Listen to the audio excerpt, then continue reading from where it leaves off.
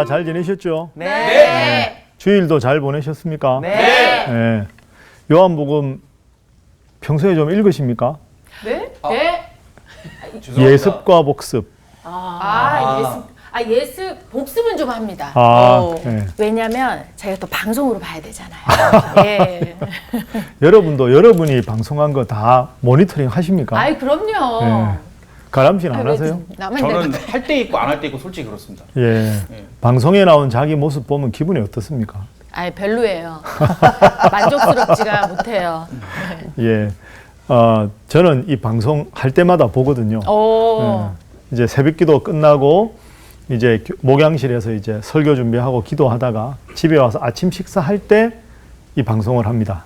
그러면 좀 멋쩍기도 하고 쑥스럽기도 하고 저 사람이 난가 싶기도 하고. 근데 보람이 있을 때는 주일날 예배 드리러 가면 예배 끝나고 나서 연세 많으신 권사님들이 목사님 방송 잘 봤습니다. 그렇게 말씀해 주실 때 참 고맙습니다. 그리고 이제 연세 드신 분들은 자기 표현이 좀 자유롭잖아요.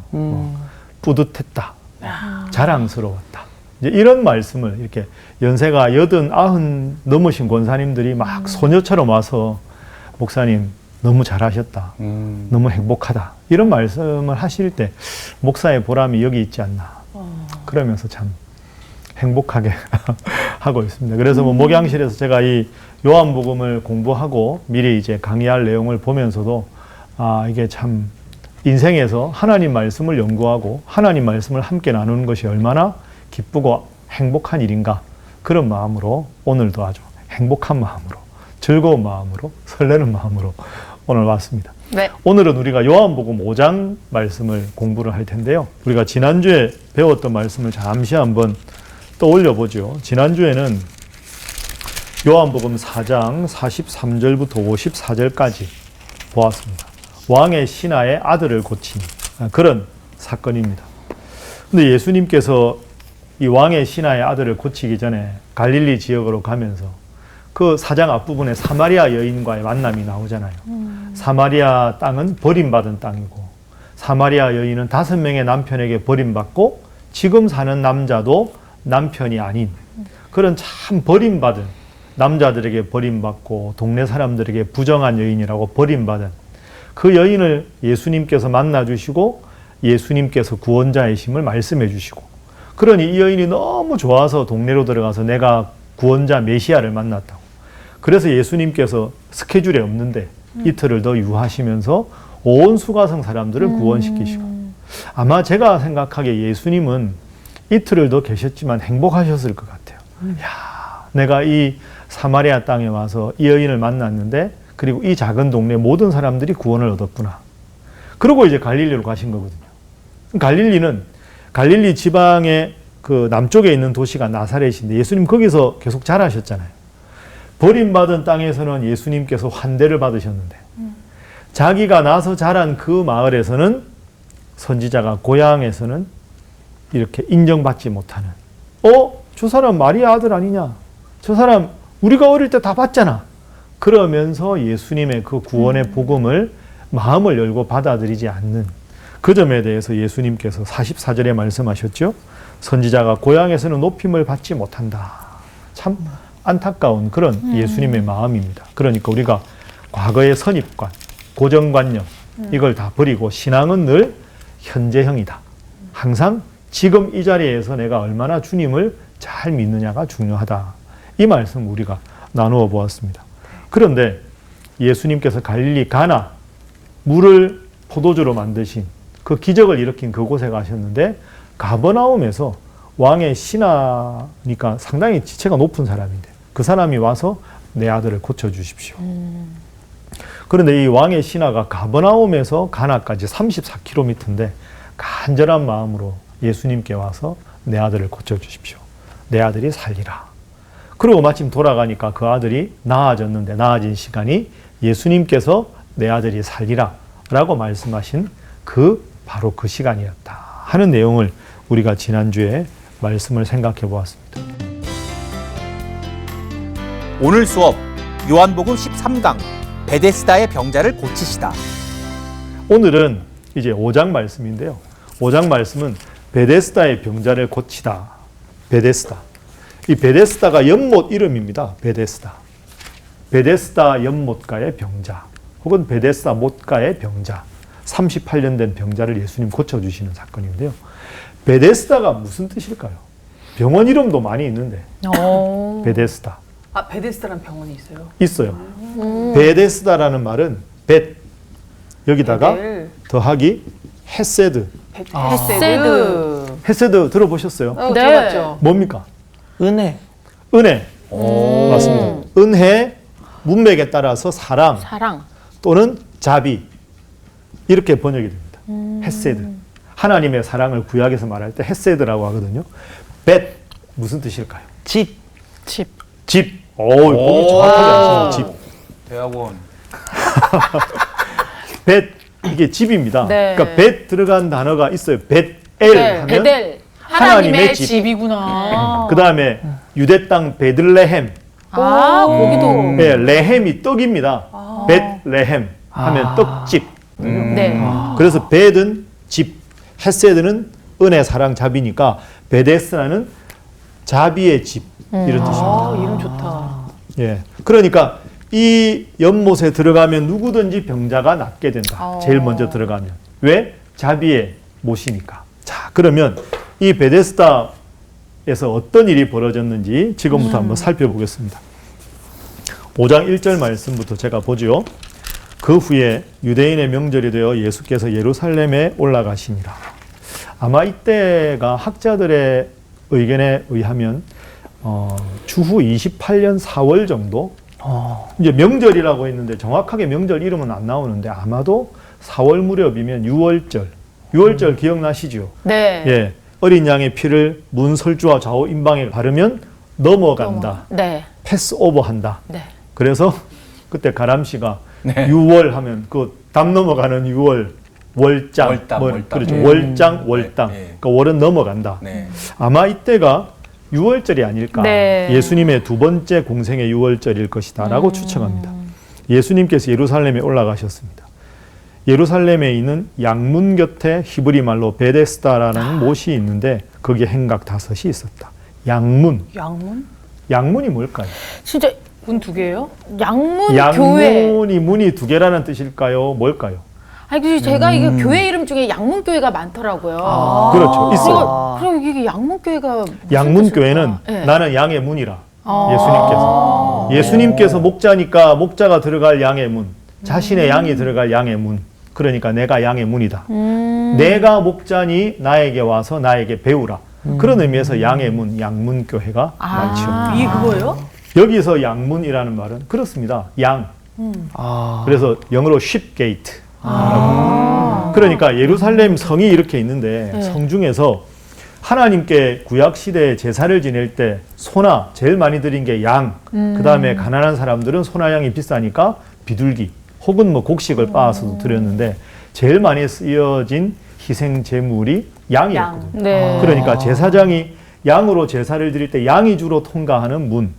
그래서 양문입니다. 그렇죠? 그러니까 양문 옆에 못이 있어요. 이게 연결이 되잖아요. 양을 깨끗하게 씻어야 될 거 아닙니까? 네. 하나님 앞에 제물로 바칠 때.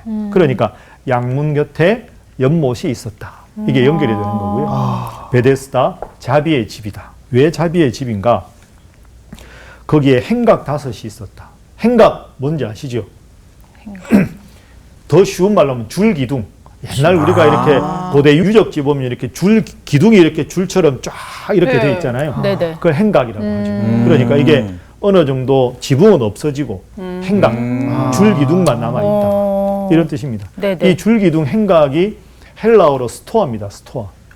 스토아 옛날에 그렇죠. 수지 씨. 그 철학 시간에 스토아 학파 네. 제논이 창시한 그 스토아 학파가 주로 처음에 활동한 게 이 행각 같은 데서 사람들에게 철학을 펼쳤거든요. 그래서 스토아 학파라고 말하는 거죠. 여하간 행각 5이 있었고 이 자비의 집, 이 베데스다 안에 많은 병자, 맹인, 다리 저는 사람, 혈기 마른 사람들이 누워서 물의 움직임을 기다렸다. 그러니까 베데스다라고 하는 연못이 있고 거기에 이렇게 줄기둥들이 있는데 그 줄기둥들이 있는 그 안쪽에 많은 병자들이 있다가 그러니까 연못 근처에 있는 거죠. 맹인 다리 저는 사람 이해가 되는데 혈기 마른 사람이라는 말은 몸의 일부가 마비돼서 못 쓰는 사람이다. 그런 분들. 그러니까 다리가 마비가 됐거나 손이 마비가 네. 됐거나 그러니까 거동이 불편하신 분들 그런 뜻입니다. 그런데 이분들이 있는데 왜 그러면 그 베데스다 못가에 있었느냐?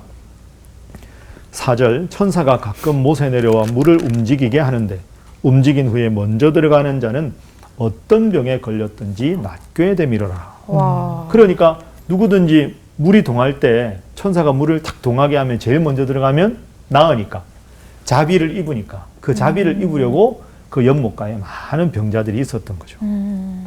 그런데 가만히 보세요. 3절에 이상한 게 하나 있어요. 3절에 혈기 마른 사람들이 누워 다음에 이런 표시 있죠. 성경책에. 네. 네.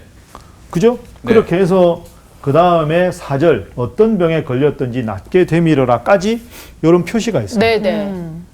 이게 왜 있을까요? 이게 뭘까요? 이상하잖아요. 네. 성경에 가끔 이런 표현이 나오거든요. 왜 이런 괄호 또는 꺽쇠가 있을까? 좀 이렇게 부연 설명을 해줘야 되는 거. 바로 그겁니다. 그거예요? 예, 윤정 씨가 정확하게 맞추셨어요. 그러니까 이게 정확하게 말씀드리면 신약 성경이 이제 사본들이 많잖아요. 네네. 사본들이 여러 개 5,000개가 넘거든요. 근데 그런 사본들 중에서 이 3절에 사람들이 누워 다음에 물의 움직임부터 4절 끝 낫게 되밀어라까지가 있는 사본도 있고 네. 없는 사본도 있는 거예요. 그러니까 있는 사본과 없는 사본의 숫자가 얼추 비슷하거나 해서 이건 정확하게 처음에 요한이 썼을 때 이 내용이 있었는지 없었는지 명확하게 말하기 어려울 때는 괄호 처리를 합니다. 그러니까 우리가 주기도문 외울 때 본문에도 보면 대개 나라와 권세와 영광이 아버지께 영원히 있사옵나이다 아멘 할 때 네. 과거 번역으로 하면 대개 앞에 괄호가 되어 있는 경우도 있거든요. 네, 맞아요. 그게 이제 여기 이런 이유가 맞아요. 있는 겁니다. 어떤 사본에는 이런 내용이 있고 어떤 사본에는 없고 네. 이제 이게 신학적인 이유고 두 번째 그러면 왜 요한은 이렇게 썼을까? 윤정 씨가 말씀하신 대로 이게 있어야 뒷문맥이 충분히 잘 이해가 되기 때문에 지금 이건 주석 삼아 풀이 삼아 넣은 거죠. 예를 들어서 보십시오. 3절에 다시 제가 볼게요. 그 안에 많은 병자, 맹인, 다리 저는 사람, 혈기 마른 사람들이 누워 라고 하고 5절 거기 38회 된 병자가 있더라. 모르겠네. 6절에 낫고자 하느냐. 7절 보세요. 주여 물이 움직일 때 나를 못에 넣어주는 사람이 없어 내가 가는 동안에 다른 사람이 먼저 내려가나이다. 그럼 7절만 읽으면 물이 움직일 때 왜 물에 들어가야 되지?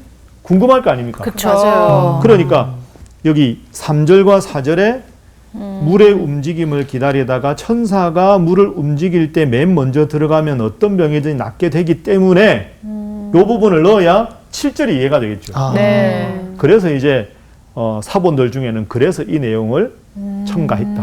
혹은 그 내용이 필요하다. 왜 주석으로 자세하게. 네. 이제 그런 상황에서는 보통 괄호 처리랑 꺽쇠 처리를 합니다. 혹시 이런 게 또 다른 데도 있나요? 그러니까 이제 앞부분에 쭉 보다 보면 요한이 예를 들어서 뭐 앞부분에 우리가 있었잖아. 한번 찾아보죠. 1장에 한번 보세요. 1장 우리가 보았던 대로 1장 41절 네. 우리가 메시아를 만났다 하고 다음에 1장 41절에 괄호하고 메시아는 번역하면 네. 그리스도나 맞아. 뭐 메시아가 무슨 뜻인지 이렇게 모르는 독자들을 위해서 설명. 네. 42절에도 보면 42절도 그렇고. 게바라 하리라. 게바가 아람어라고 제가 말씀드렸는데 네네. 게바가 무슨 뜻이야? 이렇게 생각할 사람들 네. 독자들을 위해서 게바는 번역하면 베드로라. 여기 보니까 38절도 랍비는 번역하면 선생이라고 되어 있는데 그렇죠. 유독 요한이 좀 이렇게 설명을 좀 이렇게 많이 해놓은 것 그렇죠. 같아요. 요한이 네. 유독 이런 설명을 많이 했고 그 이유를 우리가 추측해 보면 제가 이제 첫 시간에 말씀드린 대로 마가복음, 마태복음, 누가복음이 쓰인 상태에서 이 세 복음서는 예수님이 어떤 분인가를 객관적으로 소개한 것이고 요한복음은 이 예수님을 믿어야 구원 얻는다. 그 요한복음 3장 16절하고 20장 31절이 가장 중요한 주제 구절이라고 말씀드렸잖아요. 그러면 예수님을 구원자라고 믿으려면 성경을 읽다가 이해가 안 되거나 좀 고개가 갸우뚱할 때 덮으면 안 되잖아요. 네. 그걸 쭉 계속 고개를 끄덕이면서 읽을 수 있도록 독자들에게 친절하게 그래야 예수님이 하나님의 아들 구원자임을 믿을 수 있으니까 더 친절하게, 섬세하시네. 그죠? 섬세하고 네. 자상한 게 고마우시네요. 그러니까. 그렇죠. 사도 요한이다. 이렇게 우리가 예. 말할 수 있습니다. 네네. 자, 계속 보죠. 5절에 돌아가서 거기에 38폐 된 병자가 있더라. 야, 38년, 말이 38년이지. 정말 길잖아요. 맞아요. 상상이 안 되는 숫자죠. 38년 동안 그 연못가에 있었다. 근데 예수님께서 이제 베데스다 못가에 오신 겁니다. 6절. 예수께서 딱 보시니까 저 병자가 정말 오래됐구나. 그 누운 것을 보시고 병이 벌써 오래된 줄 아시고 이르시되 내가 낫고자 하느냐. 내가 낫고자 하느냐. 자, 여러분이 만약에 38년 된 병자예요. 보규 씨 38년 동안 연못가에 있었다고 한번 가정해 네. 보세요. 네. 예수님 오셔서 내가 낫고자 하느냐. 그러면 뭐라고 대답하시겠습니까? 예수님이 어떤 분이신지 소문을 듣고 지금 말하는 사람이 예수님이라는 걸 알았으면 낫고 싶다고 했을 것 같아요. 낫고 싶다. 네. 네. 가람 씨는 너 낫고자 하느냐라고 물으면 뭐라고 대답하시겠습니까? 당연히 전 낫고 싶다고 할 것 같아요. 그런데 보세요. 7절. 병자가 대답하되 주여 물이 움직일 때 나를 못에 넣어주는 사람이 없어 내가 가는 동안에 다른 사람이 먼저 내려가나이다. 이 질문과 대답이 좀 다르죠. 수지 씨 어떤 느낌이 드십니까? 예수님에 대해서 잘 모르는 것 같은. 그걸 잘 모를 수도 있고 네. 너 낫고자 하느냐? 예, 낫고 싶습니다. 이게 자연스러운 대답이잖아요. 이게 이 대답은 이 사람이 그동안에 너무 답답한 맞아, 신경을 맞아, 토로하는 맞아. 느낌이에요. 그렇죠. 그런 면도 있습니다. 네. 이게 38년이잖아요. 그러니까 우리가 가정해 보면 한 6개월이나 1년 됐을 때 물었으면 예, 낫고 싶습니다. 38년 동안 있으면서 수많은 사람들이 예를 들어서 내가 먼저 물이 동하는 걸 봤는데 그치. 내가 거동을 못해서 나는 먼저 봤지만 못 가는데 좀 젊은 사람, 몇 년 안 된 사람 먼저 들어가더라. 누군가 나를 도와주는 사람이 있었다. 그러니까 너무. 이런 마음이 들을 수도 있겠죠. 네네네. 와, 그럼 그 아픈 본질보다도 억울함과 그게 더 그럴 커질 수 것 있는 같아요. 거죠. 그러니까 이 사람한테는 제가 보기에는 수지 씨가 아주 정확하게 보셨는데 두 가지가 있는 것 같아요. 첫 번째는 38년 동안의 거동이 힘든 자신의 몸. 두 번째로 나의 이런 상황에서 누구도 나를 도와주지 못해서 내가 먼저 들어갈 찬스가 있었는데도 그러지 못한 것에 대한 남에 대한 원망, 그러니까요. 아쉬움, 안타까움 이 두 가지가 함께 있었는데 오래되다 보니까 이쪽이 더 강해져 버린 거예요. 그쵸. 너 낫고 싶니? 아니 그걸 왜 나한테 물어보냐. 당연하지. 그런데 물이 동할 때 나를 먼저 못에 들어가게 해줄 사람이 없어서 내가 지금도 이러고 있다. 그러니까 어떻게 보면 이 사람은 참 안타까운 사람. 맞아. 너무너무 지금 힘든 상황을 예수님께 토로하고 있는 거죠. 네. 예수님께서 그걸 딱 보시고 8절에 말씀하십니다. 자, 보규 씨가 한번 8절 말씀 읽어주세요. 예수께서 이르시되 일어나 내 자리를 들고 걸어가라 하시니 예수님께서 여기서 일어나라, 자리를 들어라, 그리고 걸어가라. 세 가지 딱 동사를 써서 말씀을 하십니다. 그렇게 하자 9절 그 사람이 곧 나아서 자리를 들고 걸어가니라. 38년 된 병자가 예수님 만나서 낫게 되었습니다. 정말로 위대한 기적이죠. 맞아요. 여기까지 이제 사건이 하나 일단락이 됩니다. 그런데 이제 여기에 대해서 또 다른 문제가 하나 생깁니다. 그게 이제 9절 후반부에 나오는데요. 예수님께서 이 베데스다 못가의 병자를 고쳐준 날이 언제입니까? 안식일입니다. 안식일. 자, 10절에 유대인들이 병 나은 사람에게 이르되 안식일인데 내가 자리를 들고 가는 것이 옳지 아니하니라. 참 이 유대인들 너무하죠. 맞아요. 네, 수지 씨 왜 웃으세요? 아, 어이가 없어서 어이가 웃음이 없죠. 납니다. 네. 네, 왜 어이가 없으세요? 이 사람이 38년 된 병을 고치던 말든도 눈에 안 들어오고 안식일 날 이 사람 그 자리에 들고 가는 것 같고 딴지를 건 거 자체가 그렇죠. 그러니까 이게 참 문제입니다. 그러니까 안식일 날 일어났다, 뭐 걸었다, 일했다 이게 중요한 게 아니고 더 중요한 건 38년 동안에 일어서지 못했던 병자가 예수님 말씀 듣고 일어났다는 것. 그게 중요한 일인데 맞아요. 그러면 그것에 대해서 축하하고 맞아요. 하나님께 영광을 돌리고 얼마나 기쁜 일이냐. 모든 사람들에게 알리고 함께 격려해야 되는 상황에서 예수님의 대적자들은 이렇게까지 마음이 닫혀 있는 사람들이. 그러니까. 그죠? 10절에 안식일인데 내가 자리를 들고 가는 것이 옳지 않다. 11절 대답하되 그 병자가 말합니다. 이제 낫게 된 사람 나를 낫게 한 그가 자리를 들고 걸어가라 하더라 하니 그들이 묻되 너에게 자리를 들고 걸어가라 한 사람이 누구냐 하되 고침을 받은 사람은 그가 누구인지 알지 못하니 사람이 많음으로 예수께서 이미 피하였습니다. 자, 여기서 보면 이 38년 된 병자한테도 조금 아쉽습니다. 제 말이요. 저 맞아요. 읽으면서 네. 딱 그 생각했어요. 무슨 생각하셨어요? 아니 나 같으면 예. 내가 이렇게 38년 동안 이렇게 억울하고 이렇게 정말 몹쓸병에 걸려서 힘들게 예. 살았는데 어떤 사람 말 한마디에 내 병이 나았어. 그럼 나는 어떻게 해서든 그 사람을 찾아가고 쫓아가가지고 예. 누군지라도 물어보고 너무 감사하다는 표현을 할 텐데 그렇죠. 지금 뭐 그 사람이 누군지도 모르고 그냥 너무 덤덤해서. 그렇죠. 예. 그러니까 이게 복잡한 상황입니다. 그죠? 38년 만에 나았으면 우리 같으면 예수님 앞에 무릎을 꿇고 맞아요. 그러니까. 감사합니다. 네네. 선생님 성함이 뭡니까? 내가 예수다. 제가 선생님의 제자가 되겠습니다. 혹은 예수님의 가르침을 따르겠습니다. 그렇게 할 법한데 그러니까 어떻게 보면 이 사람에게도 조금 문제가 있는 거죠.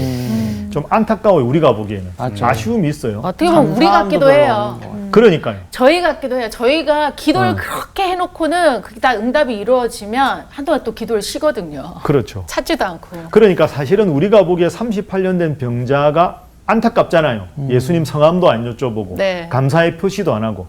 그런데 어쩌면 요한은 이 38년 된 병자가 바로 오늘 우리의 모습. 맞아요. 딱 그 생각이. 우리도 하나님 앞에 간절히 기도해놓고 주여 주여 해놓고는 주님이 기도 응답 딱 해주시면 그때부터는 그냥 내가 잘한 것, 그렇지. 맞아요. 헌신을 다짐한 것도 다 예. 잊어버리고 그러니까. 그런 어떻게 보면 배은망덕한 모습이 이 38년 된 병자의 모습일 수 있다. 그러나 그럼에도 불구하고 예수님은 그의 병을 고쳐주시고 그를 사랑해 주셨다. 대박. 이게 이제 이 5장의 중요한 교훈입니다.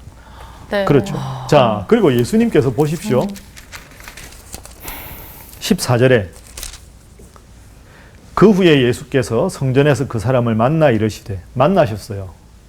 보라, 내가 나았으니 더 심한 것이 생기지 않게 다시는 죄를 범하지 말라 하시니 그 사람이 유대인들에게 가서 자기를 고치니는 예수라 하니라. 야, 그러니까 15절도 쭉 문맥상 보면 예수님이 고쳐주셨습니다. 그거라기보다는 맞아. 이 사람들이 자꾸 지도자가 너 누가 고쳤냐? 너 왜 자꾸 걸어다니 안식일에? 막 이러니까 아니 나 고쳐준 사람 이름이 예수예요.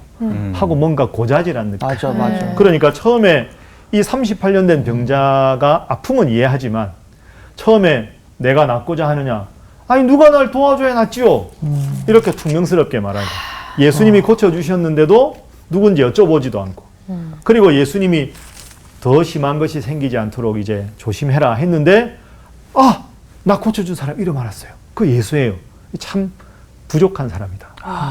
그런데 이런 모습이 사실 누구의 모습이다? 오늘 우리의 맞아요. 부끄러운 네. 자화상이다. 자, 그렇게 한번 생각해 보시고요. 14절에 읽다 보면 좀 이해가 안 돼요. 한글로. 그 사람을 만나셨을 때 보라 내가 나았으니 더 심한 것이 생기지 않게 다시는 죄를 범하지 말라. 더 심한 것이 생기지 않게 다시는 죄를 범하지 말라. 이게 도대체 무슨 말씀일까?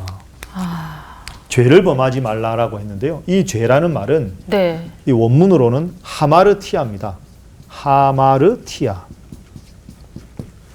이 하마르티아라는 말의 어원이 뭐냐면 이렇게 우리가 양궁할 때, 네. 활쏘기 할 때 관역에 집중해서 관역에 딱 맞아야 되잖아요. 네. 관역으로부터 벗어났다. 그러니까 관역을 제대로 겨냥을 못해서 벗어났다.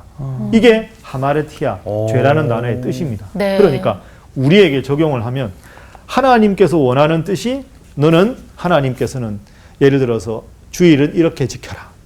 내 부모님께는 이렇게 사랑해라. 이런 식으로 우리에게 바른 말씀을 주셨는데 우리의 행동이 하나님 보시기에 빗나갔을 때 이렇게 빗나가는 행동 이게 하마르티아라는 말의 뜻입니다. 그러니까 죄는 우리를 향한 하나님의 뜻이 무엇인지 알지만 그 뜻을 우리가 욕심 때문에 우리의 정욕 때문에 우리의 닫힌 귀와 눈 때문에 그 하나님 말씀을 외면하고 곁길로 가는 것, 그것이 사실은 죄라는 단어의 오. 근본적인 뜻입니다. 그러니 그렇게 보시면 이제는 죄 짓지 않고 죄의 문제를 예수님 앞에 가져와서 용서를 받아서 하나님의 자녀로 영생을 위해서 살아라. 그죠?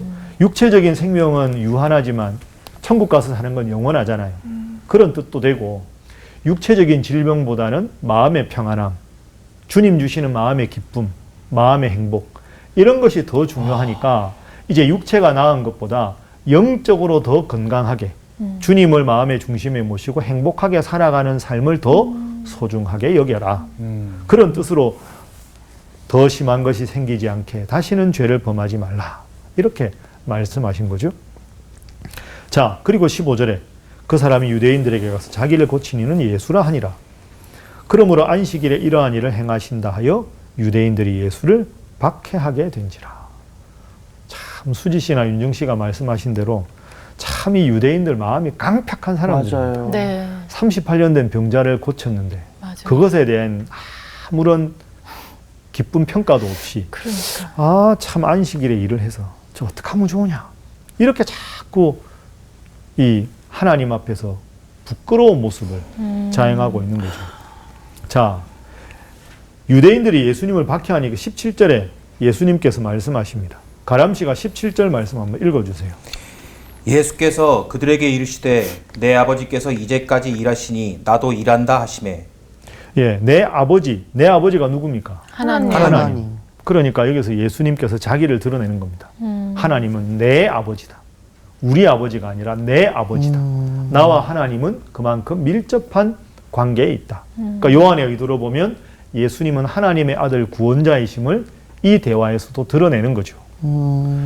내 아버지가 일하시니 나도 일한다. 너희들이 안식일을 왜 지키냐? 하나님 앞에 예배드리고 감사하는 거 아니냐? 하나님께서 안식이라도 일한다. 나도 일한다. 여러분 생각해 보세요. 우리가 고백하는 하나님, 뭐 유대인들도 마찬가지잖아요. 이 유대인들이 예수님을 대적했지만 하나님을 믿는 사람들 아닙니까? 그러면 하나님께서 창세기에 보면 온 우주 만물을 창조하셨잖아요. 그러면 하나님은 안식일 날 일을 하실까요? 안 하실까요? 하나님은. 가람 씨, 네. 하나님이 안식일 날 일을 하실까요? 안 하실까요?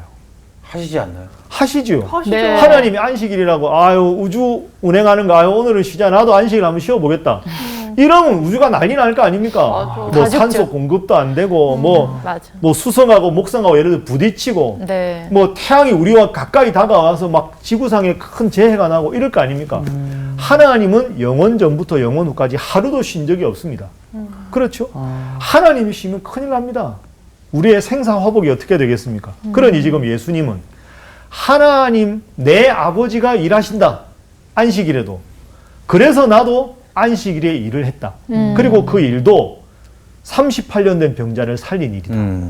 그러니까 사실 여기서 이제 우리가 다음 시간에 또 다음 주에 보겠지만 이게 미세한 차이가 있어요. 이 사람들은 안식일에 일을 했다 안 했다로 예수님을 공격하고 예수님은 그게 아니라 나와 하나님은 얼마나 가까운 관계인가. 하나님이 일하셔서 내가 일하는 것이다. 그러니까 안식일 계명을 어겼느냐 안 어겼느냐라고 공박하는 무리들에게 나는 하나님과 하나 된 관계다. 그게 이제 지금 17절 말씀에서도 나오는 거죠. 선생님, 그러면 하나님이 처음에 원래 원하셨던 안식일의 개념은 그러니까 쉰다는 그 개념이 아니라 다른 개념인 것 같은데 예, 예. 어떤 개념인 건가요? 그걸 한번 보죠. 자, 그러면 18절까지 일단 읽고 우리 보교시 중요한 질문 한 거 한번 대답해 보겠습니다. 내 아버지께서 이제까지 일하시니 나도 일한다. 17절에 예수님 말씀하시니까 18절에 유대인들이 이 말씀 때문에 더욱 예수를 죽이고자 하니 이는 안식일을 범할 뿐만 아니라 하나님을 자기의 친아버지라 하여 자기를 하나님과 동등으로 삼으심이러라. 그러니까 점점 이제 예수님에 대한 이 미움, 반목, 질시가 더 심해지는 그런 과정이죠. 자, 그러면 보규 씨가 중요한 질문을 하셨는데요. 안식일의 원래 의미가 뭘까? 안식일을 기억하여 거룩하게 지키라. 이게 십계명에 나오죠. 네. 십계명이 어디 나옵니까? 구약 성경. 신명기. 신명기 네. 5장 7절부터 21절이 십계명이 나옵니다. 한 군데 더 있거든요. 출애굽기 20장 1절부터 17절에 나옵니다. 이 두 개가 십계명이 나와요. 출애굽기에 나왔는데 신명기에 왜 또 나올까? 출애굽해서 가나안 땅에 들어간 사람은 여호수아와 갈렙밖에 없죠. 네. 출애굽할 때 출애굽했던 사람들이 광야에 40년 동안 두 사람 빼고 다 죽잖아요. 그러니까 신명기라는 책은요. 출애굽의 2세대들을 위한 책입니다. 그러니까 아버지 어머니가 그 10가지 재앙도 경험하고 처음에 시내산 언약 때도 경험했는데 이 아버지 어머니가 다 돌아가시고 광야에서 태어난 2세대들은 그 바로에게 하나님께서 어떤 능력을 행하셨는지 출애굽 초기에 무슨 일이 있었는지 모르잖아요. 네. 그래서 그 2세대들을 위한 교육을 위해서 출애굽기, 레위기, 민수기까지 있는 이 출애굽의 모든 과정을 요약해서 다시 한번 중요하게 정리한 모세의 설교가 신명기입니다. 네. 그래서 신명기가 신자가 이 신자인데요. 이게 한자로 거듭 신자죠. 다시 한 번 더 이런 뜻입니다. 그러니까 이 출애굽기에 나오는 십계명이 워낙 중요하니까 한 번 더 쓴 거죠.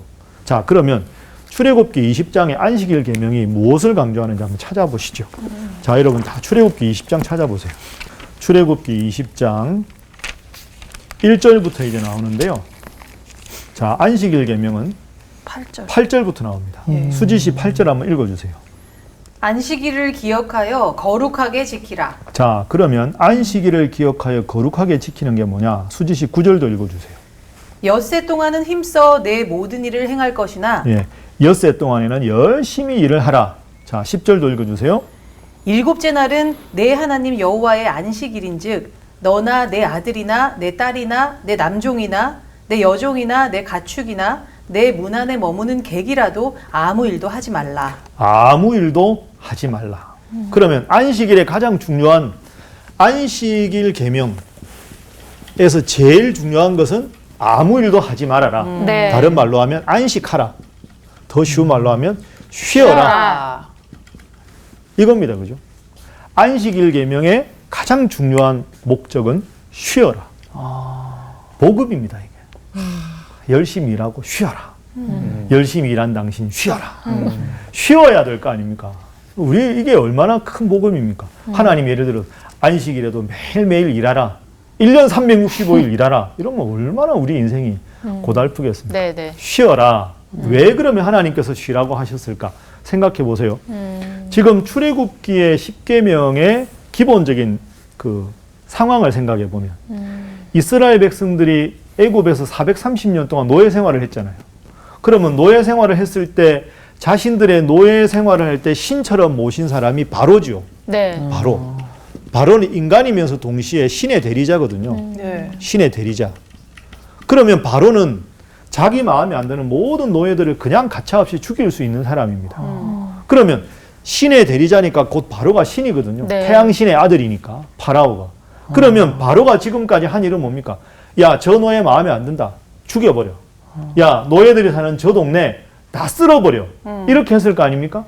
그러니까 지금까지 이스라엘 백성들이 430년 동안 노예 생활하면서 겪었던 신은 그 신의 이름으로 언제든지 내 집안이 풍지박산 날 수 있고 내 가옥이 송두리째 날아갈 수 있고 내 목숨이 언제 달아날지 모르는 그 모든 무시무시한 명령의 최종 명령권자가 신입니다. 그런데 하나님께서 그로부터 딱 구원을 시킨 후에 이렇게 말씀하시는 겁니다. 안식일을 기억하여 거룩하게 지키라. 야, 쉬어라. 너희가 지금까지 파라오가 왕이라고, 응? 그 왕의 이름으로, 신의 이름으로 무조건 365일 일해라. 눈 떠서 눈 감을 때까지 일해라. 늙어 죽을 때까지 일하다 죽어라. 그렇게 하지 않았느냐? 참신은 나밖에 없다. 이 상천하지에, 이 우주에 너희의 참 행복과 참 기쁨을 줄 수 있는 신은 나밖에 없다. 쉬어라. 이런 뜻입니다. 네. 그러니까 십계명의 1계명 나 외에 다른 신을 내게 두지 말라 하는 말도 야, 내가 출애굽 시켰으니까 나만 믿어. 이런 뜻이 아니고요. 네. 원래 이스라엘 백성들 입장에서는 야, 어느 신이 너희에게 행복을 주겠느냐. 이 모든 우주를 창조하고 너희들의 고통을 보고 너희를 출애굽시킨 나만 너희에게 행복을 줄 수 있다. 너희에게 행복을 줄 수 없는 사신 우상 섬기지 말고 너희에게 참 기쁨과 행복과 나아가서 영생을 줄 수 있는 유일한 신인 나를 섬겨라. 나 외에 모든 신의 이름으로 불행을 자초하는 그런 신들은 버려라. 이게 나 외에 다른 신을 내게 두지 말라. 너를 위해서 그러니까 우상 만들지 말고 섬기지 말아라. 그러니 너희의 행복과 너희의 생명을 보장하는 나의 이름을 너무 무가치하게 가볍게 하지 말고 망령되이 일컫지 말아라. 그리고 안식일 푹 쉬어라. 너만 쉴 게 아니라 남종 여종 다 쉬어라. 이게 안식일 계명입니다. 그러면 이 계명을 받는 이스라엘 백성 입장에 얼마나 감사해요. 그렇죠. 이야, 이 하나님 너무너무 감사합니다. 그러면 이 쉼을 주신 하나님의 은혜에 감사해서 그 하나님 앞에 예배를 드리는 거죠. 네. 그러니까 안식을 주신 하나님 앞에 감사해서 예배를 드린다. 이게 안식일을 기억하여 거룩하게 지키는 겁니다. 그죠? 그래서 사계명의 안식일을 기억하여 거룩하게 지키라. 첫 번째는 안식을 주셨다. 이 안식은 우리에게 행복을 주시는 하나님으로 말미암은 것이니 하나님 앞에 예배를 드려서 안식을 주신 하나님 앞에 감사와 영광을 돌리는 것. 그래서 안식일 계명의 제일 중요한 두 가지는 쉼과 예배. 이렇게 되는 겁니다. 그러면 예배는 해야 되는 의무가 아니라 그 쉼에서 따라오는 반응인 거네요. 그런데 이제 여기서 중요한 게 따라오는 반응이라는 말이 그러면 예배 드려도 되고 안 드려도 되겠네라고 생각하면 안 된다는 거죠. 그러니까 거듭 말씀드리지만 행복을 주신 유일한 신이 하나님이시니 그 하나님 앞에 감사하고 기뻐하는 것은 결국은 의무가 아니라 내가 더 행복하게 살아가기 위한 행복의 첩경이 되는 거 아닙니까? 맞아요. 그러니까 예배는 드려도 되고 안 드려도 되는 게 아니라 당연히 예배를 기쁘게 감사하게 드려야 되는 거죠. 그럼 예배는 의무가 아니라 자발적인 행동이고 맞아요. 그걸 통해서 하나님께 영광이 올려지면 하나님은 더 큰 복을 우리에게 주실 거 아닙니까? 이것이 안식일 계명입니다. 그러니까 38년 동안 제대로 거동하지 못한 병자를 보고 예수님께서 일어나 내 자리를 들고 걸어가라. 그러면 정말로 이 예수의 행동을 통해서 하나님께 영광을 돌렸다 하고 대적자들이라도 박수를 쳐야 하는데 그렇죠. 이것 때문에 저 예수 저 안 되겠다. 이렇게 보는 이 사람들의 마음이 얼마나 강팍한가. 이렇게 생각할 수 있습니다. 자, 그러면 오늘 강의를 마무리하겠습니다. 38년 된 병자를 예수님께서 고쳐주셨습니다. 기쁘고 감사한 일입니다. 그런데 이 병자는 좀 행동이 아쉬웠어요. 아쉬워도 주님은 그를 받아주시고 더 심한 것이 생기지 않도록 조심하라. 우리가 38년 된 병자 같을지라도 주님은 우리를 받아주신다. 그런 마음으로 항상 주님 때문에 행복하고 또 안식일 계명을 생각하면서 더 하나님 때문에 기쁨과 감사를 느끼는 여러분 모두가 되시고 이제 다음 주 이 시간에는 대적자들과 예수님이 어떤 논쟁을 하는지 예수님께서 어떤 논리로 이들을 분명하게 제압하시는지 한번 살펴보도록 하겠습니다. 자, 오늘 수고하셨습니다. 감사합니다.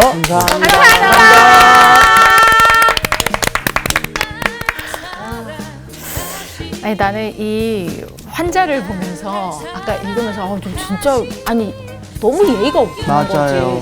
거지. 예의가 없는데 내가 얘기를 하다 보니까 이게 예의 없는 그 모습이 내 모습 같은 거야. 아쉬울 때 정말 절절하게 하나님을 맞아. 찾다가도 내가 어느 정도 마음이 좀 편안해지고 살만하면 거리를 두는 이게 왜 이렇게 반복적일까? 사실 되게 이제 약간 우리가 보면은 남의 믿음이나 남의 어떤 거에 대해서 정죄하거나 못마땅하게 보거나 뭔가 판단하려고 할 때가 많잖아요. 그 중에 이 38년 된 병자가 눈에 좀 마음에 안 드는 부분이 많았는데 그 부분이 다 내 거였다면 그럼에도 불구하고 나를 이렇게 사랑해 주신 맞아요. 하나님에 대한 예수님에 대한 사랑만 커가는 오늘 수업이었습니다. 항상 감사하면서 살아야겠다고 생각을 했죠. 항상 네. 있지만 네. 감사하죠, 네. 지금도? 그렇습니다. 오늘 그 유대인의 모습이 또 가끔은 이 때론 내가 진정한 예배자가 아니라 예배의 구경꾼이 될 때가 있거든요. 판단하고 비판하고 정죄하고. 그리고 이 부분도 갑자기 또 이게 생각이 나네요. 우리가 진짜 온전한 그 예배와 또 회복을 위해서 한 주간 또 그렇게 잘 살아야 될 것 같아요. 네. 네. 정말 감사합니다. 감사합니다. 감사합니다.